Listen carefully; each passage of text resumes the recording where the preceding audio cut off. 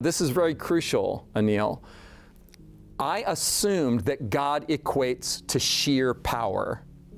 This thing I read flipped the thing on its head and said, no, God's primary attribute, if you will, is love. And love holds power in reserve in favor of freedom, and freedom is risky.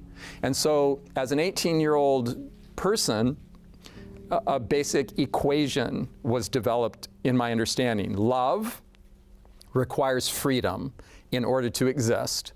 And freedom has the upside potential for good and the downside potential for evil. It's risky, in other words. Love, freedom, risk. And that became for me the master equation of reality. I thought, okay, now I can accept the existence of a God if the primary means by which that God operates is love rather than power. Because then I could say, okay, God is not implicated. His character is not implicated in violence and war and starvation. You could have a supreme being who chooses love over control. As you know, for want of better terminology, God's value system, at the pinnacle of God's value system is, I prefer love over control.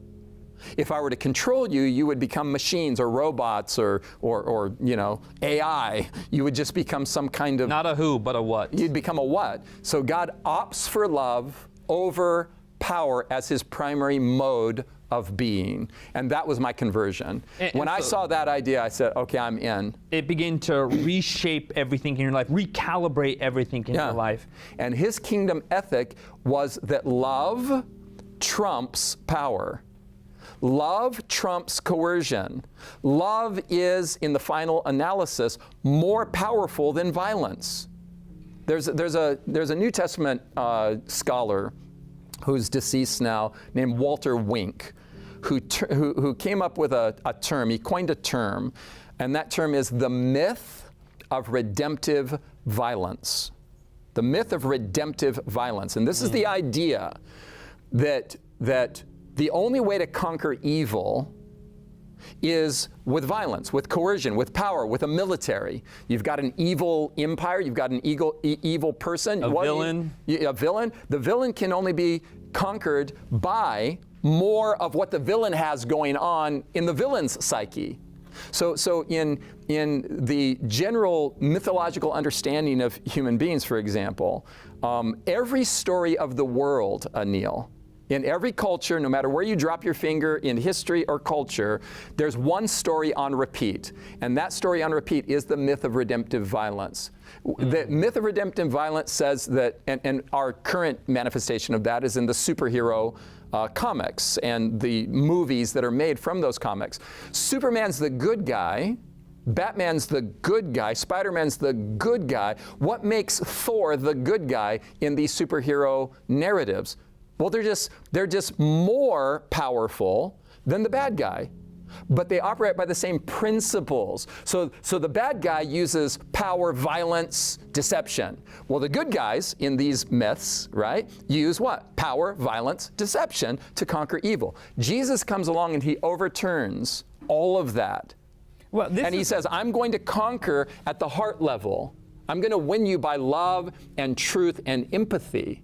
This is a completely different kind of kingdom. So the myth of redemptive violence, for example, is on repeat continually in human imagination, you know, with the Greek myths and the superhero comics of our time. It's always more of the same. The good guy operating by the same basic character and principles as the bad guys, just more of it, you know? So the good guy is just more violent, more powerful, more muscles, more might. And then Jesus comes along and he completely upends our view of power. He turns power on its head. And that's because in Jesus, what we encounter is a complete redefining of power. In God's value system, love is more powerful than anything else. Violence is actually weakness. Coercion is weakness. I could physically, with an implement of force in my hand, right? Right. A gun, for example, which is an implement of power, implement of force. I could say to you, stand up, and you'd stand up. I'd say sit down, you'd sit down. But if I pointed the same gun at you by which I could manipulate your bodily movements and said, love me, trust me, feel right now, Anil, feel loyalty toward me in the depths of your soul, feel loyalty. You could lie to me. You could say, I love you, I trust you, I'm loyal, don't shoot. But you'd be lying, because love and force cannot occupy the same emotional space simultaneously. Wow. Everybody who's married knows this, right?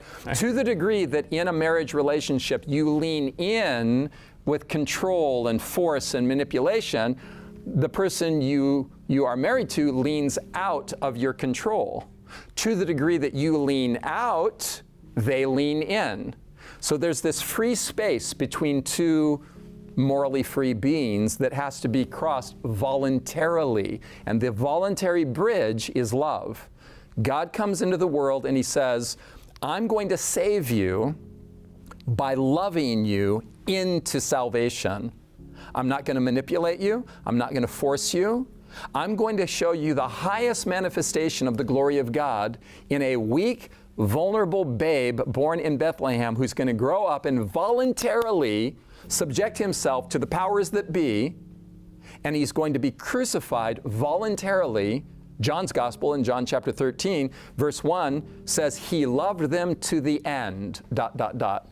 To what end? To the end of himself, to the utter and complete end of himself. He just kept on loving you and loving me above and before himself. His crucifixion was the logical outgrowth of, the logical conclusion of loving others more than self.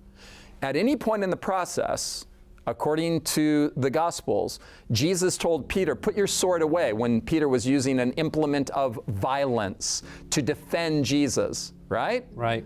Same theme.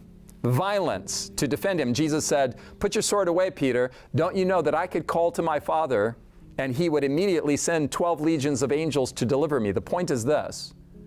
Jesus was never in a corner that he couldn't escape. His back was never against a wall. He could have abandoned the human race at any point in the process and left us to perish. He wasn't backed into a corner. He voluntarily gave his life for us, not because he had to, but because he wanted to. And it's that want factor that is where love resides. I want you. I want to save you. I want to die for you. I don't have to. I choose you over me. That's mind-blowing. That is, so you can say that Jesus really is, Anil, final point on this. Jesus is truly the only genuine, authentic revolutionary in history. Because every other revolution is the same in principle and character as the power it's trying to topple. Let's bear arms against the oppressor. Jesus comes along and voluntarily dies for the violent, the oppressor. He dies for the human race. This is a completely counterintuitive, completely upside down kind of kingdom that is nothing like. Jesus is the anti-king of a non-kingdom. You know, it's interesting because you think about a lot of these Jews at the time that Jesus showed up. They were expecting a Messiah who'd come with force of arms. That's right. Someone similar to the Caesars. Someone that would bring glory to their kingdom, glory to their nation, a glory to themselves. And Jesus frustrated them, even frustrated his own disciples over and over again, because his own disciples wanted the same. They wanted a military Messiah. They were looking for political triumph over Rome, and they wanted a Messiah who would come that would exalt Israel to the pinnacle of political and military power, to use the principles of coercion against Rome. Jesus came along and he said crazy things like, love not only your neighbor, he went a step further, love your enemy. Jesus came along and he said, forgive those who use and abuse you. What? And that's in the immediate context of an occupied